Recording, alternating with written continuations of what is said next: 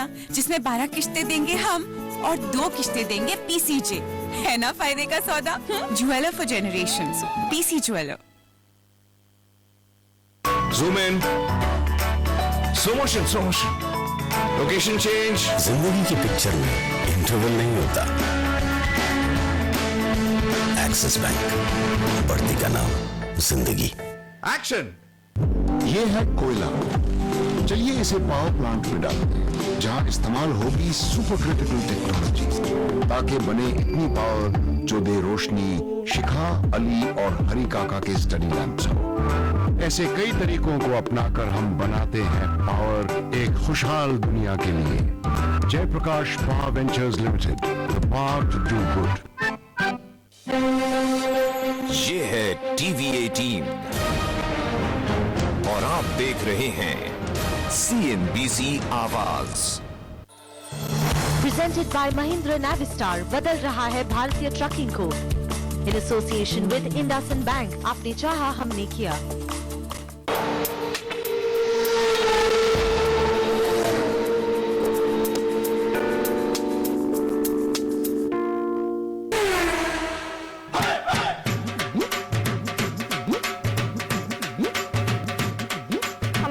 अब शुरू होने वाला है और अगले 7 से 10 दिन हम इस ट्रक में ही सफर करने वाले हैं। जी हाँ, CNBC आवाज एक नए अंदाज में ड्राइविंग फॉर ग्रोथ।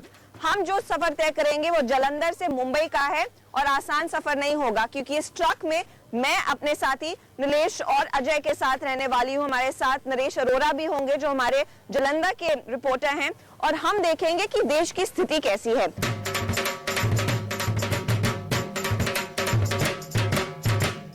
सारी जो फल हैं, सब्जियां हैं, वो तमाम जो गुड्स हैं जिसे महंगाई जुड़ी हुई है, वो ट्रांसपोर्ट इंडस्ट्री के बेसिस पर ही चलती है। अगर इनको बिजनेस करने में कुछ सहूलियत मिले तो शायद महंगाई के रास्ते भी थोड़े बहुत बेहतर होते हुए दिखाई दें। हम अपने सफर के लिए तैयार हैं। पंडेर साहब हमारे साथ हैं और साथ ही हमारे ड्राइवर बलविंदर सिंह जी, मेरे ख्याल से बहुत एक्सपीरियंस ड्राइवर है, उनसे बात करेंगे जब तक वो गाड़ी निकालते हैं। बलविंदर जी बताइए, कितने सालों से गाड़ी चला रहे हैं? 18-19 साल हो गए मैडम। और क्या पंजाब और कहाँ कहाँ गए हो आप? पहले तो इधर बिहार बंगाल वाले भी चलते रहे हैं। हाँ। तो अभी हमारे को हो गए 15 साल हो गए इधर बम्बे लैंड से चलने को। और रास्ते अच्छे हैं मुंबई के? हाँ जी, रास्ते तो ठीक है, अच्छे भी है तो माड़े भी है, दोनों ही है। चलिए, रास्ते की स्थिति हम देखेंगे आगे क्या है, लेकिन टैक्स बहुत ज्यादा पे करना पड़ता है। पंडित जी, कितना रफली एक ट्रिप में कितना आपको टैक्स देना पड़ता है? ये हम टैक्स, हमें जो टोकन टैक्स है, टूल टैक्स है, इसके नाम बदल के सरकार ने 5-6 बार इसका एक ही टैक्स नाम बदल के लेते हैं। पहले हम गुड्स टैक्स, टोकन टैक्स भरते हैं, उसके बाद हम इसका परमिट स्टेट का भरते हैं जिस स्टेट की गाड़ी होती है, उसके बाद हम नेशनल परमिट का टैक्स भरते हैं, वो भी रोड के लिए है। हाँ। उसके बाद हम टूल भरते हैं, वो भी रोड के लिए है। उसके बाद डीजल पे सेस देते हैं हम 2 रुपए, हाँ। वो भी टूल के लिए, रोड के लिए। इसलिए रोड के लिए 5-6 नाम बदल के हमारे से सरकार टैक्स लेती है।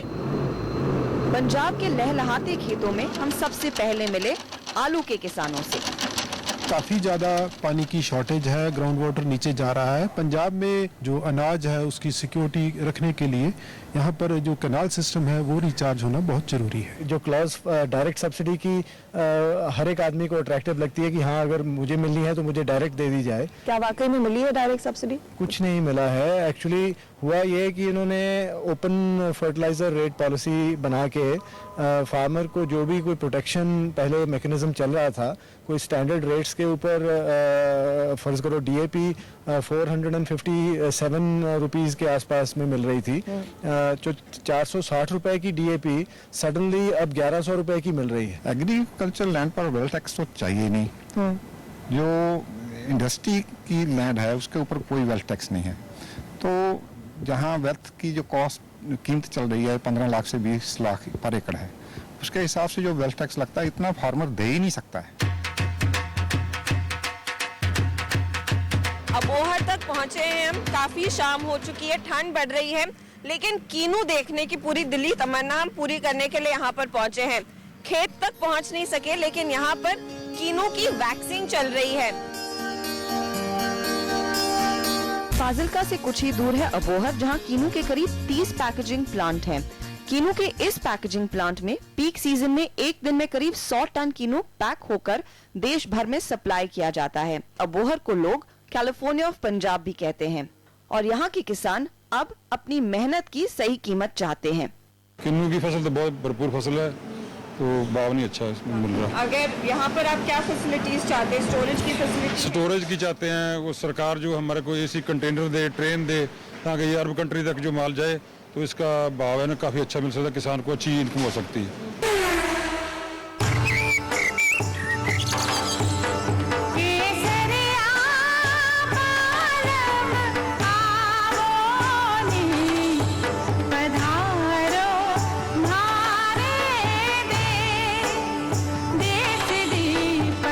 राजस्थान में हमारा स्वागत किया इन खस्ता हाल सड़कों ने और हमारा ट्रक जो 50 की स्पीड पर चल रहा था उसकी स्पीड 15 हो गई।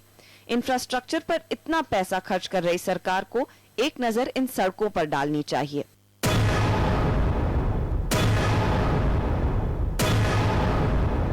बीकानेर से हम आगे कुछ गांवों की तरफ जा रहे हैं और वहां पर देखेंगे कि बेसिक इंफ्रास्ट्रक्चर की स्थिति कैसी है, स्कूलों का क्या हाल है, पानी की जो सबसे बड़ी समस्या राजस्थान में है वहां पर कितनी और काम करने की जरूरत है सरकार को, या फिर बाकी वो कौन सी अहम चीजें हैं जो यहाँ की जनता चाहती है।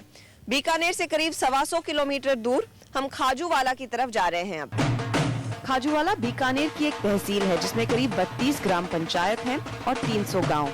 हम पहुंचे सामरदा, जहां हमें मिली यहाँ की पहली महिला सरपंच तारा देवी।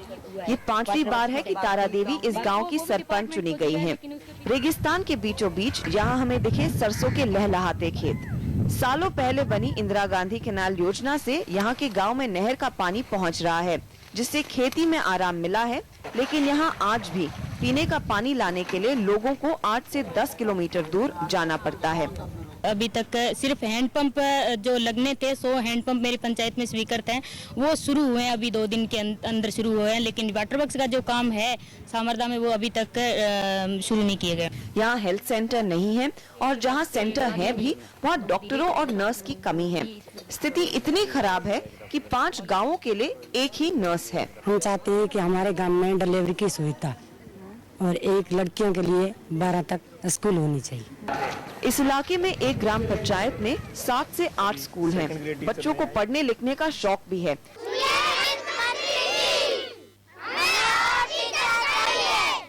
लेकिन शिक्षकों और पढ़ाई के सामान की कमी इन्हें निराश करती है। हमारे स्कूल में कंप्यूटर का विषय है, जो कंप्यूटर नहीं है ना किताबें हैं। बीकानेर से हमारी सवारी निकली जोधपुर की ओर और रास्ता खराब होने की वजह से सफर काफी लंबा हो गया है। पंजाब के रास्तों के बाद बीकानेर ने तो हालत पस्ती कर दी। बताइए, यहाँ बीकानेर से जोधपुर का रास्ता बेहतर है? नहीं, टूटा फूटा ही है, जैसे पीछे से आ रहे हैं ऐसे ही टूटा है, कोई रोड नहीं ठीक है। टाइम लगता है, जो 5 घंटे में गाड़ी पहुंचती है उसमें 8-9 घंटे लगता है।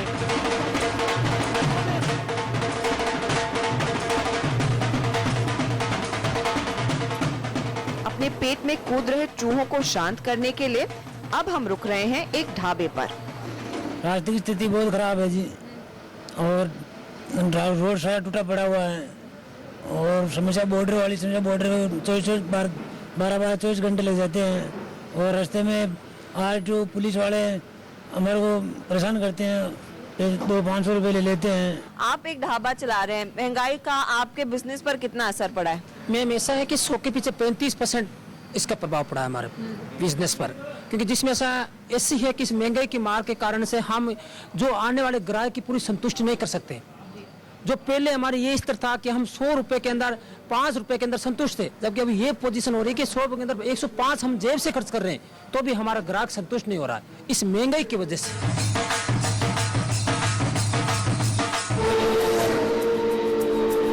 नेशनल बॉल पेंटिंग के फाइनल मुकाबले में लकी, पप्पू और छुटकाऊ ने हिस्सा लिया। जहां लकी ने चौक मिट्टी, पप्पू ने पीओपी, वहीं छुटकाऊ ने जेके बॉल पुट्टी का बेस बनाया और